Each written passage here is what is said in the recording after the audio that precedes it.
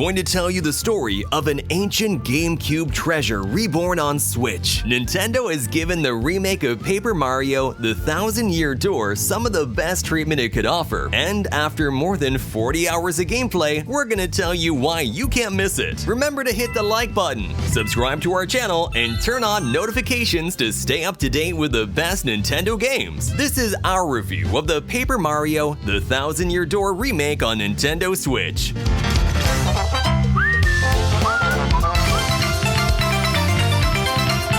Welcome to Rogueport, the place you're least likely to expect in the Super Mario world. The very existence of this place in a Nintendo game will surely upend your expectations, as it doesn't align with anything you've seen so far. Paper Mario arrives in this lovely town, far from the Mushroom Kingdom, characterized by its crime, its down-to-earth people, and a noose for hanging people as its main monument in the square. Against all odds, Princess Peach has disappeared, leaving Mario with a treasure map hidden beneath the city. With this peculiar premise, Paper Mario embarks on a journey with his friend Goombella to obtain the Crystal Stars, which are the keys that'll open the Thousand-Year Door and give Mario access to Rogueport's treasure. Paper Mario has always distanced itself from the main series with crazier and bolder storylines. The Thousand-Year Door goes further and is possibly the most groundbreaking game in Nintendo's history, at least in terms of its storyline and journey. The Nintendo Switch version has changed very little from the original GameCube version, with minor tweaks to adapt it to current times and avoid being offensive in certain aspects. The few dialogue changes seem masterful to us and serve as a lesson on how society must evolve in certain aspects. In the Thousand-Year Door, a host of charismatic partners will join Mario on his adventure. Each one has a distinct personality, a fantastic design, and a constant presence throughout the game. None of them are forgotten, thanks to their powers, which you'll need regularly, making them highly memorable. The plot of Paper Mario: The Thousand-Year Door has everything, with epic moments touching on themes like death, special love, and social rejection. All of this is executed outstandingly and tastefully.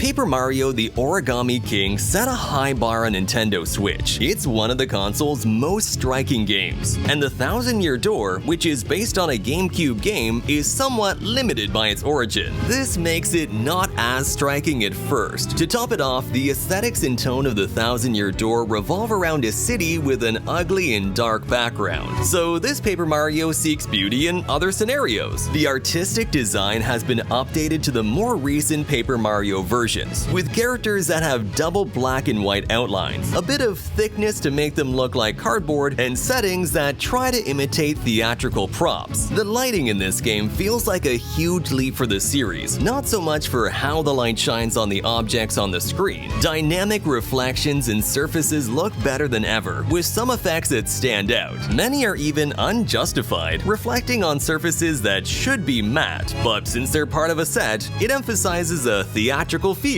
This visual departure has made the frame rate more refined than in the original game. After a technical analysis of Paper Mario: The Thousand-Year Door on Nintendo Switch, we've seen that it runs at a stable 30 frames per second, with very few moments, perhaps 2 or 3 scenes throughout the game, where it momentarily drops below this number. You won't notice it unless you have a hawk's eye or are very attentive. And the best part is that this is the only technical drawback of the game. It achieves a resolution of 1080p on the TV and 720p in portable mode, always looking very sharp regardless of its mode. An adventure as massive as this one takes Mario through a bunch of different locations, changing the setting but always returning to Rogueport and its underground city. This creates a fantasy setting that contrasts sharply with how gritty Rogueport is, leaving the magic of Super Mario for the worlds that need to be visited and keeping one's feet on the ground when returning to the neural center. During battles, Mario and his partners move to a theatrical stage with cardboard backgrounds, a curtain, lights, and even an audience. This idea not only has aesthetic coherence, but it's also key to its dynamic battles. Almost the entire soundtrack of Paper Mario: The Thousand-Year Door has been re-recorded for the Nintendo Switch remake, although there is a badge that changes the music to the retro version. Nintendo has done a great job of giving more charm to some of Paper Mario's most iconic songs. They won't won't go unnoticed even if you played the original adventure. Just like the Thousand Year Door is a bold game, the soundtrack revision also takes risks, bringing us everything from delicate songs to electronic beats that wouldn't be out of place at a rave. Interestingly, despite Charles Martinet's retirement, Paper Mario: The Thousand Year Door on Nintendo Switch reuses the voice of the legendary Super Mario, which will make the game feel even more classic.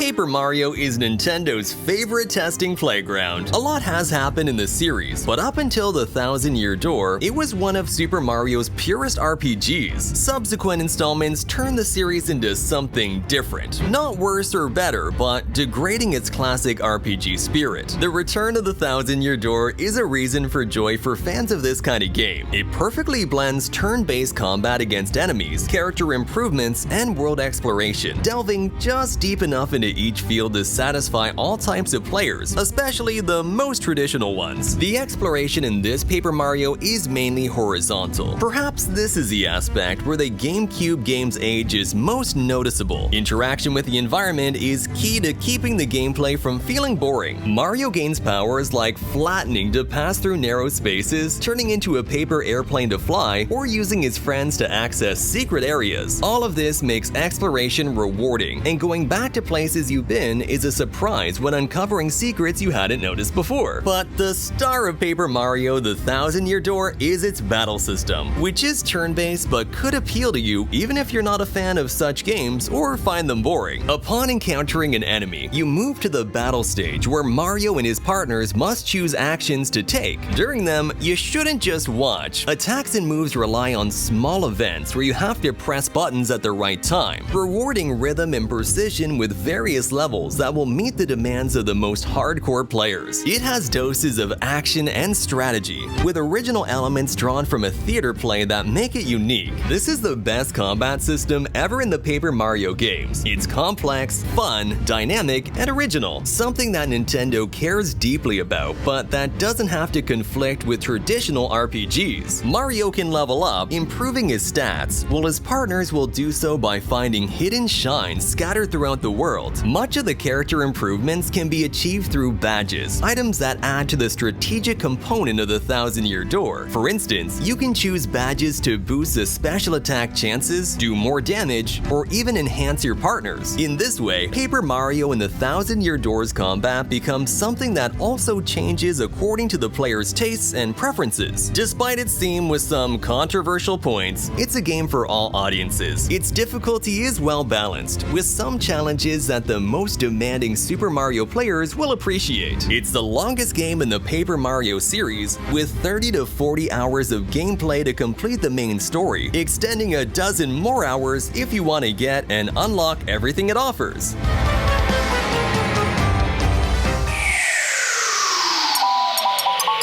There have been more changes than it seems in the Paper Mario: The Thousand Year Door remake. Most of them are aimed at making the gameplay more fluid, laying some foundations that were lost in translation and adding things that were left unfinished in the original game. A fighter toad will serve as an instructor to master combat, Vivian is prouder than ever to be who she is, and switching between partners during the adventure is a bit faster. These improvements make the game even more polished, offering a little something extra for those who play the main installment and a special place for the most completest players. Completing the game 100% is more motivating than ever, with some key items that serve as rewards for achieving milestones. In addition, there's an art gallery that shows how the game was initially conceived and how the adaptation to Nintendo Switch was carried out. The game's main side missions have their ups and downs in terms of development, but some rewards are interesting enough that you'll want to complete all of them. Some of the improvements are a dream come true for any fan of the original GameCube game, so if you played it and think you don't need to play it again, you might find it enjoyable to revisit this classic Mario RPG.